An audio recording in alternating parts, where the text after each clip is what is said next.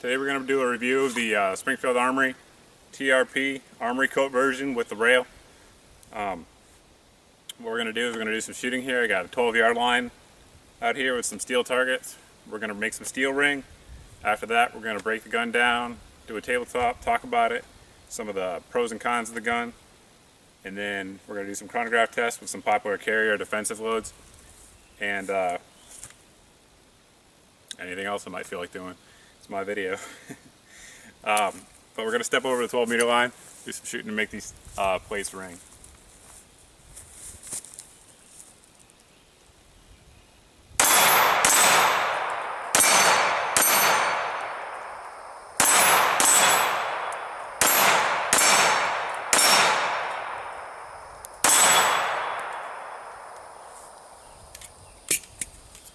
I really like this gun, in case you can't tell.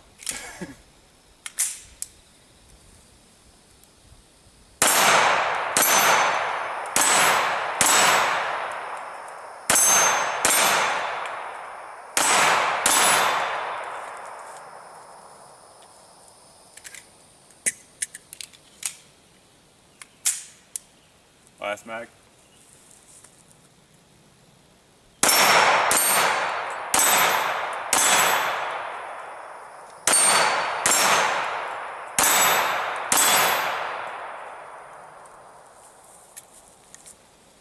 There you have it, the Springfield Armory TRP Armory Coat.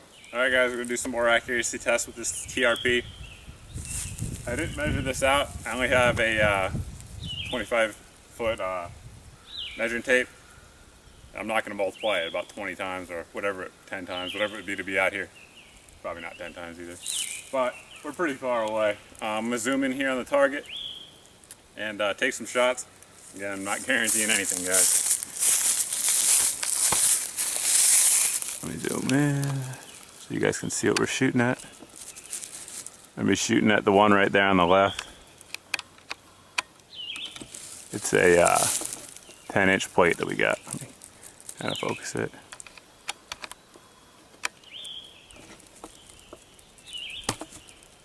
There we go.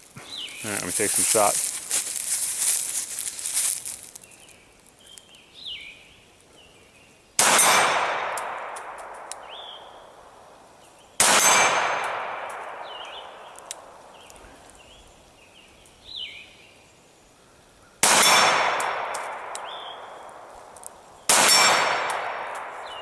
Damn, I'm starting to get cocky now. That's when you're gonna miss. Called it.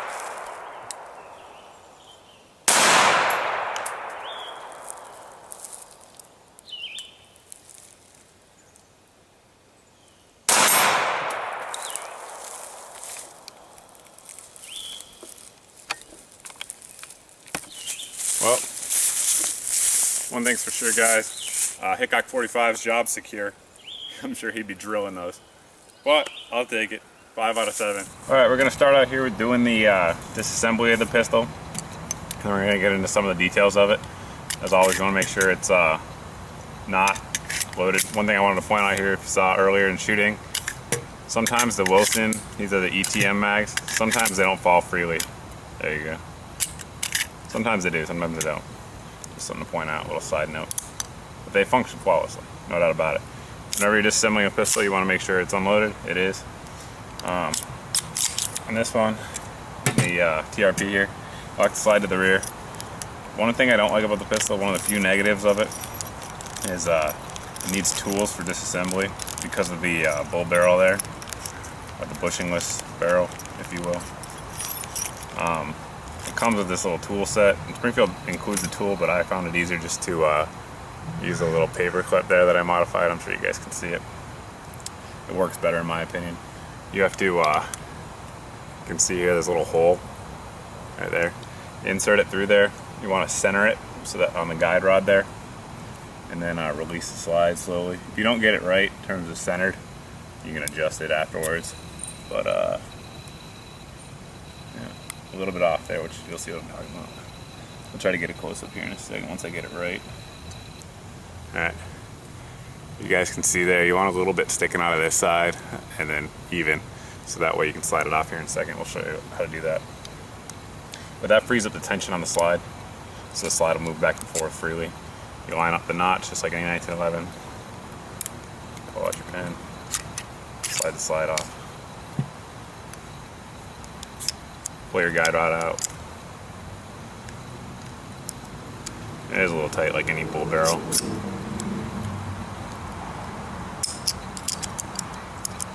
1911 would be. Remove your barrel, link forward. There you go, that's your disassembly of your TRP.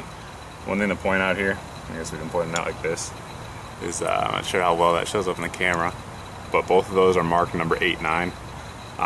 Springfield matches the barrel and the slide on the TRP series handguns, just to ensure proper fitment throughout the assembly line, so that way they don't mix them up. While I'm reassembling this, I guess we'll get into some of the talking points, if you will. TRP, I love it. You guys probably saw it on the range. Every time I fire this gun, I'm smiling. It's just a fantastic, handgun. In terms of a production gun, I think it's the best out there. I know some people consider it a semi-production gun.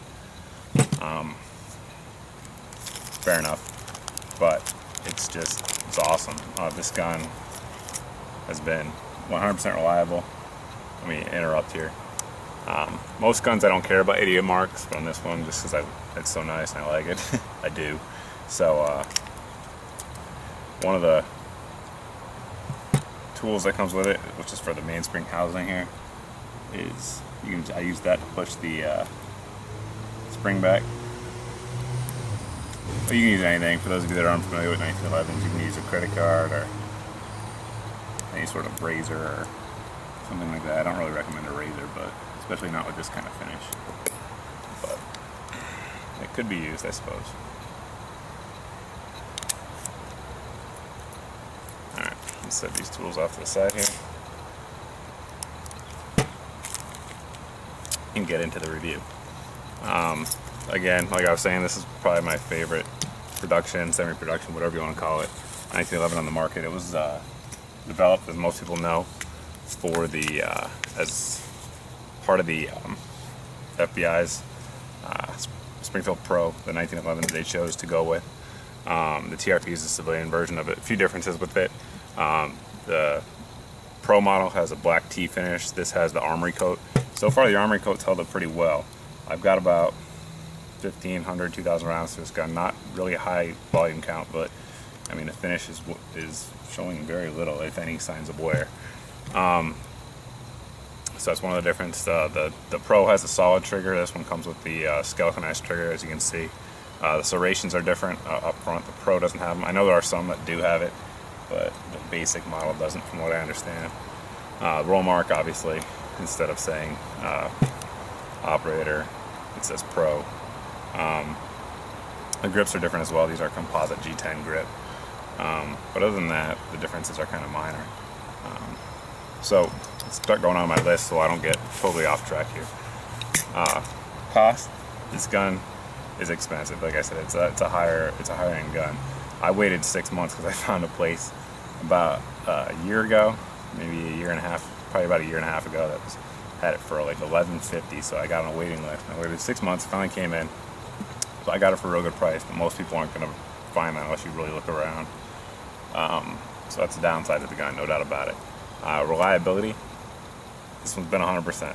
It's the only 1911, and I've owned of the productions. I mean, my custom ones, the Wilsons and the Browns. I've had some that are 100%, but of the like Springfield Armory, Kimber, Smith & Wessons that I've owned, SIGs, it's the only one that's been 100% reliable with it. Any kind of ammo, I've ran crap ammo through it, tool ammo.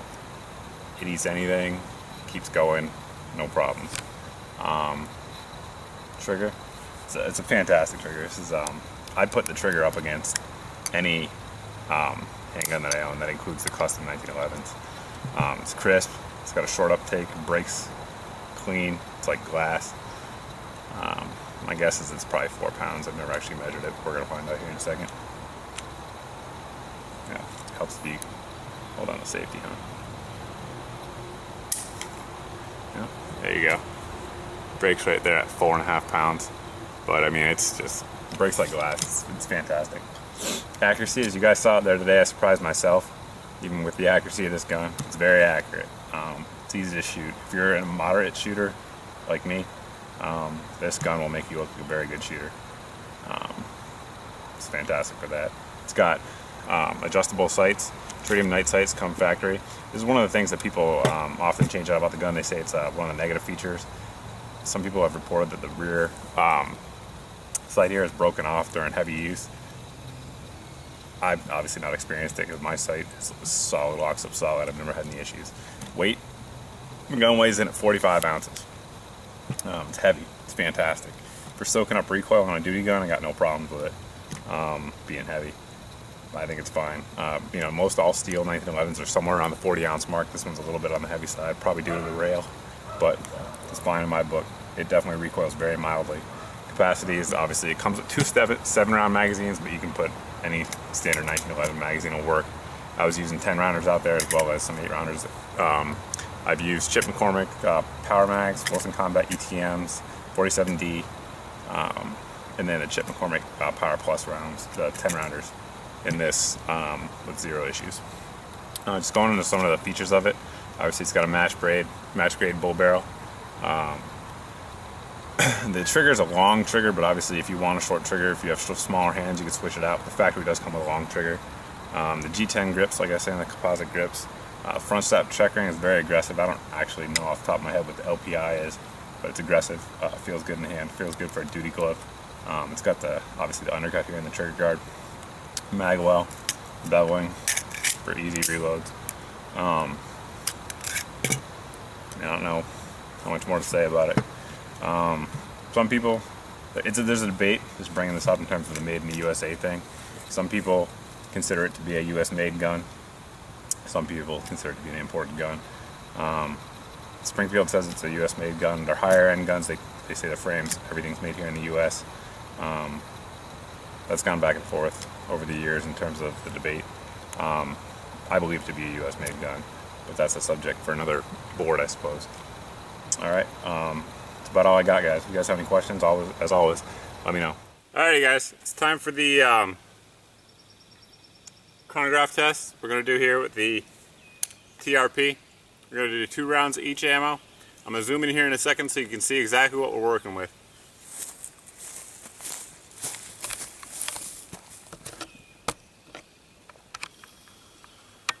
Alrighty, we're going to go top to bottom. So, first rounds up are going to be the 185 grain 180 critical defense, followed by the 230 grain Winchester Rangers, then 230 grain Federal HSTs, then 230 grain plus P Federal HSTs. We're going to be firing at a distance of about 7 feet. Alright. First up, critical defense. 1124 feet per second. 1102 feet per second. Next up, Ranger. 925 feet per second. 950 feet per second. Next up will be the Federal HST 230 grain. 864 feet per second. 880 feet per second. Next up will be the plus P 230 grain HSTs.